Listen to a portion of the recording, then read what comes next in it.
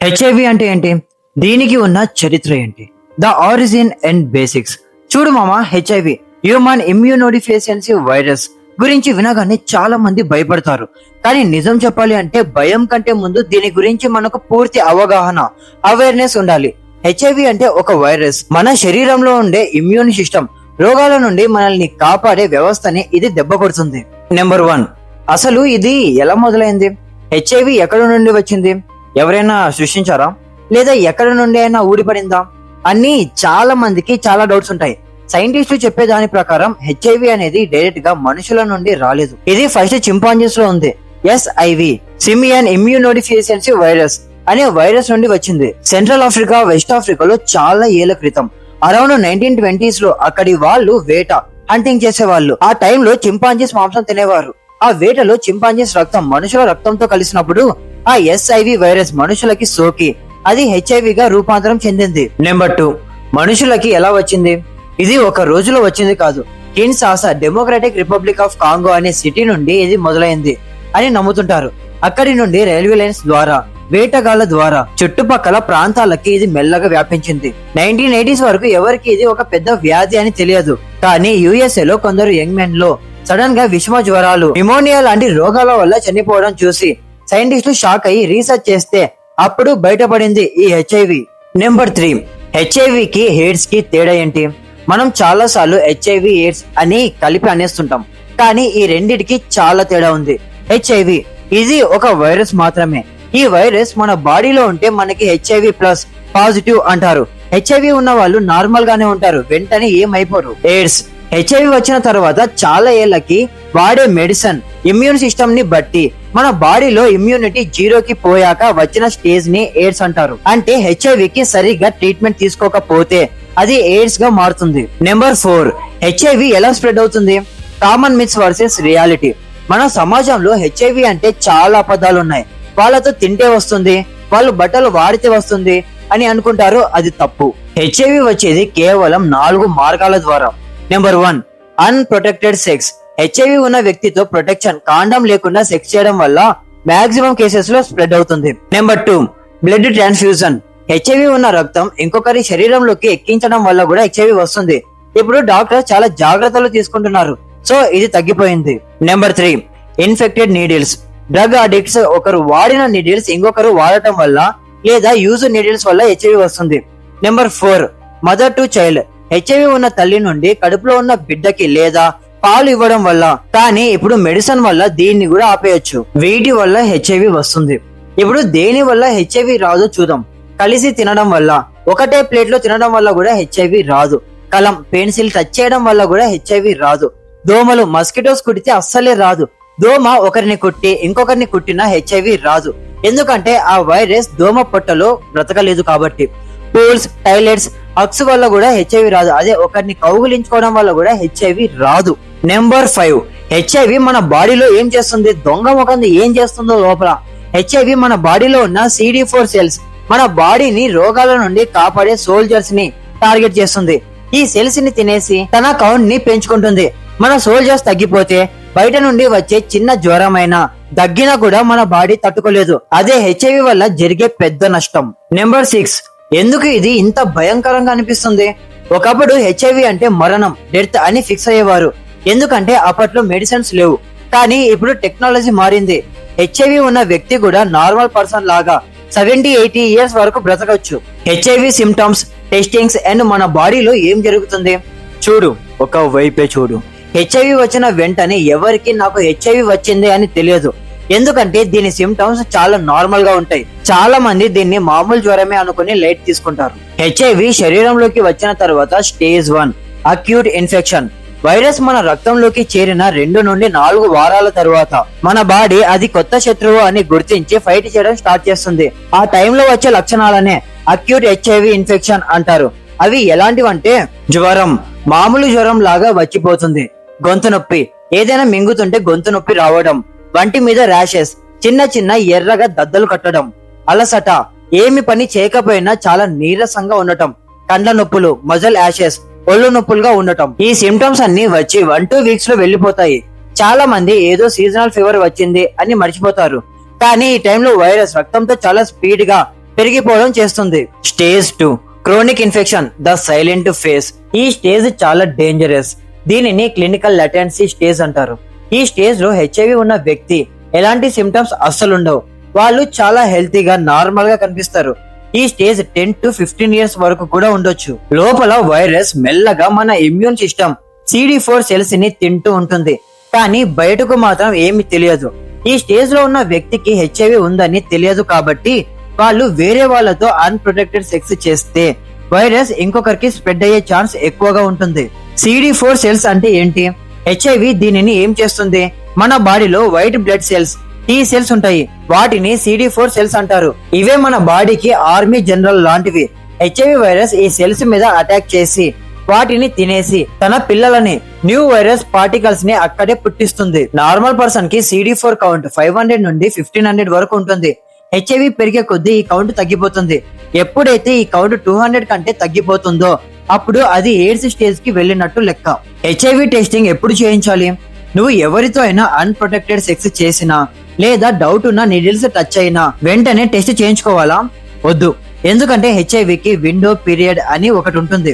Window period virus బాడీలోకి వచ్చిన వెంటనే టెస్ట్ లో బయటపడదు. మన బాడీలో యాంటీబాడీస్ ప్రొడ్యూస్ అవ్వడానికి టైం పడుతుంది. నువ్వు ఈ రోజు రిస్క్ చేస్తే కనీసం 45 నుండి 90 రోజుల తర్వాత టెస్ట్ చేయించుకుంటే కరెక్ట్ రిజల్ట్ వస్తుంది. Tests types: rapid test, just 20 minutes లో రిజల్ట్ వస్తుంది. చిన్న డౌట్ ఉన్నా చేస్తారు. ఎలిసా టెస్ట్, ఇది చాలా కామన్ అండ్ నమ్మదగిన టెస్ట్. వైరల్ లోడ్ టెస్ట్, రక్తంలో వైరస్ ఎంత ఉంది అని తెలుసుకోవడానికి చేస్తారు. హెచ్ఐవి టెస్ట్ పాజిటివ్ వస్తే లైఫ్ అయిపోయినట్లేనా? అసలు కాదు.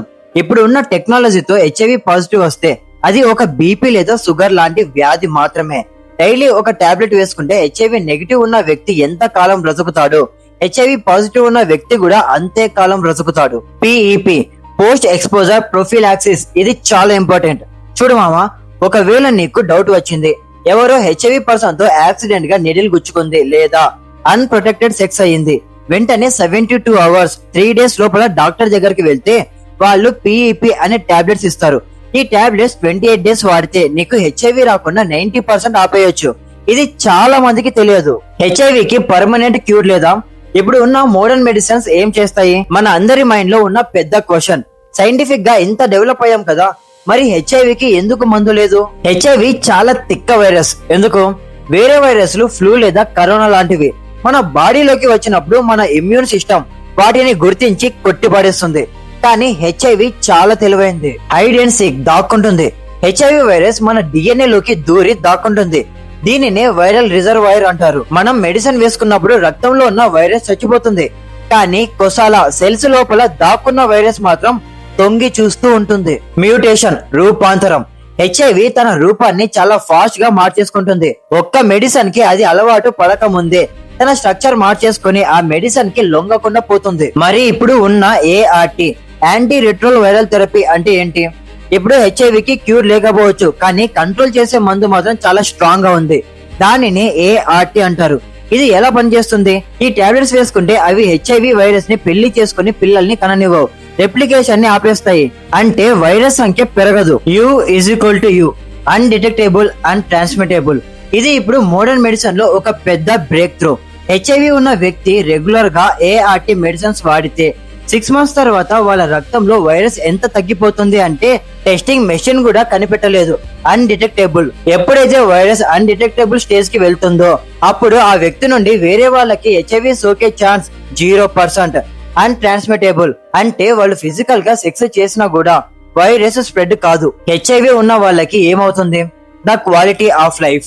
ఒకప్పుడు హెచ్ఐవి అంటే చచ్చిపోవడం పక్కా అని భయపడేవారు, కానీ ఇప్పుడు సీన్ మారింది. Healthy life. కరెక్ట్ గా మెడిసిన్ వాడే హెచ్ఐవి పాజిటివ్ వ్యక్తి హెచ్ఐవి లేని వ్యక్తి కంటే ఎక్కువ ఏళ్లు కూడా బ్రతకొచ్చు. ఎందుకంటే హెచ్ఐవి పర్సన్ ప్రతి 6 months కి బ్లడ్ టెస్ట్లు చేయించుకుంటారు కాబట్టి వేరే ఏం ప్రాబ్లమ్స్ వచ్చినా వెంటనే తెలిసిపోతాయి. Physical appearance. ఏఆర్టీ టాబ్లెట్స్ వల్ల హెచ్ఐవి పర్సన్ చాలా హెల్తీగా, లావుగా, యాక్టివ్ గా ఉంటారు. వాళ్ళని చూసి ఎవరు వీళ్ళకి హెచ్ఐవి ఉంది అని చెప్పలేరు. హెచ్ఐవి ఉన్న వాళ్ళు పిల్లల్ని కనొచ్చా? ఇది చాలా మందికి ఉన్న డౌట్.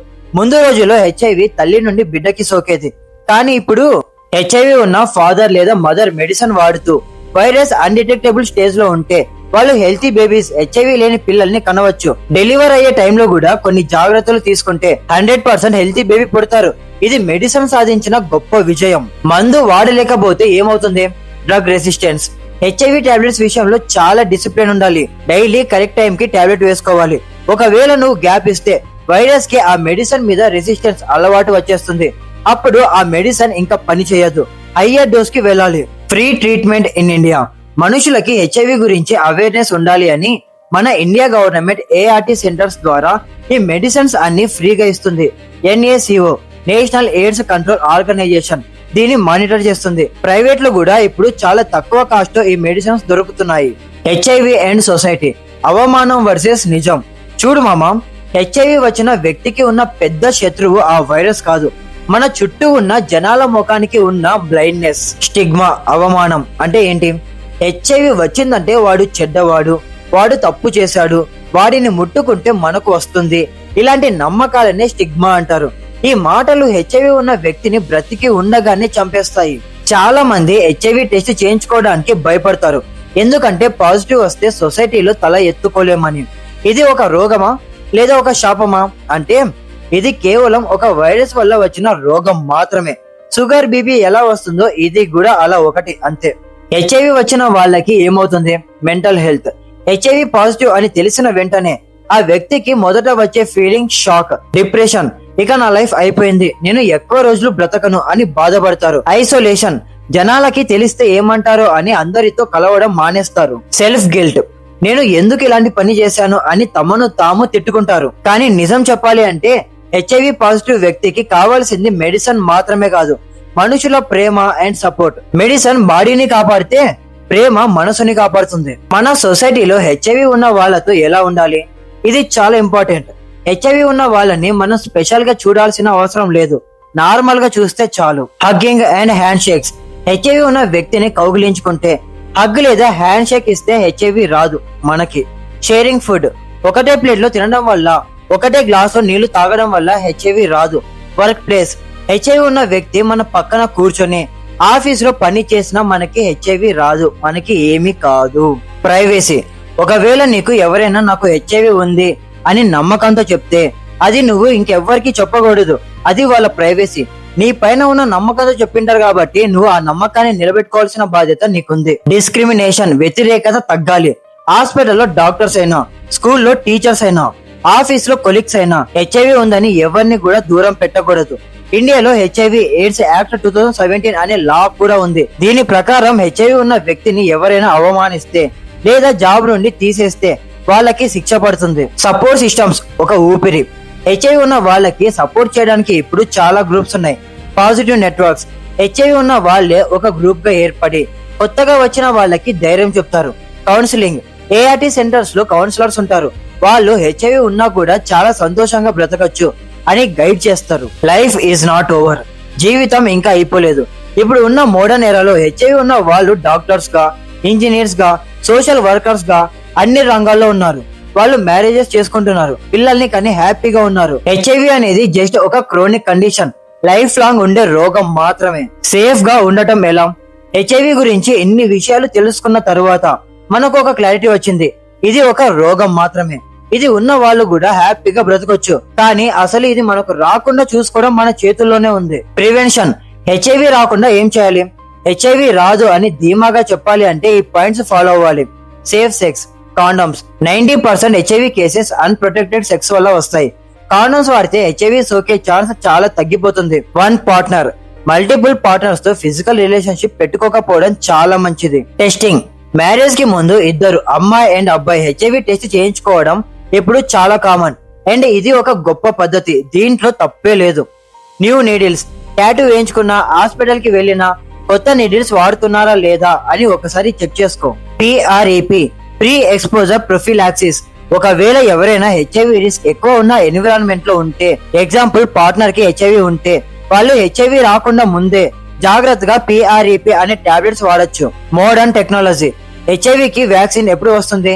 చాలా మంది కరోనాకి వ్యాక్సిన్ వచ్చింది కదా, మరి హెచ్ఐవికి ఎందుకు రాలేదు అని అడుగుతారు. హెచ్ఐవి వైరస్ చాలా ఫాస్ట్ గా తన షేప్స్ ని మార్చేసుకుంటుంది. మ్యూటేషన్. వ్యాక్సిన్ ఒక దాన్ని టార్గెట్ చేస్తే వైరస్ ఇంకోలా మారిపోతుంది. కానీ ఇప్పుడు mRNA టెక్నాలజీ కరోనా వ్యాక్సిన్ లో వాడింది, ఉపయోగించి హెచ్ఐవి వ్యాక్సిన్ మీద ట్రయల్స్ జరుగుతున్నాయి. చాలా పాజిటివ్ రిజల్ట్స్ వస్తున్నాయి. నెక్స్ట్ 5-10 ఇయర్స్ లో వ్యాక్సిన్ వచ్చినా ఆశ్చర్యపోవాల్సిన పని లేదు. Functional cure and sterilising cure. సైంటిస్టులు ఇప్పుడు 2 రకాల క్యూర్స్ మీద వర్క్ చేస్తున్నారు.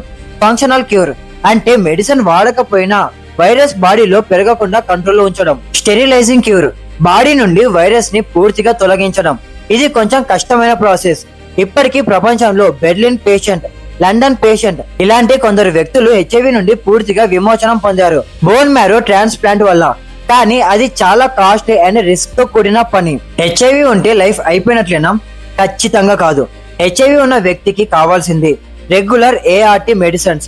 ఇవి మిస్ కాకుండా వేసుకోవాలి. హెల్తీ ఫుడ్, ఇమ్యూనిటీని పెంచుకునేలా మంచి ఫుడ్ తినాలి. పాజిటివ్ మైండ్ సెట్, నాకు ఏం కాదు నేను హెల్తీగా ఉన్నాను అనే ధైర్యం.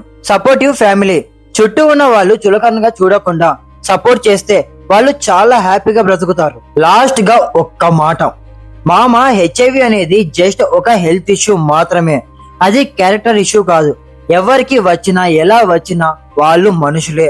వాళ్ళని ప్రేమించడం, వాళ్ళకి ధైర్యం ఇవ్వడం మన బాధ్యత. హెచ్ఐవి గురించి ఇప్పుడు నీకు ఒక క్లియర్ ఐడియా వచ్చిందని నేను నమ్ముతున్నాను. ఈ నాలెడ్జ్ ని నీతోనే ఉంచకుండా ఎవరైనా బాధపడుతుంటే వాళ్ళకి చెప్పి ధైర్యాన్ని ఇవ్వు.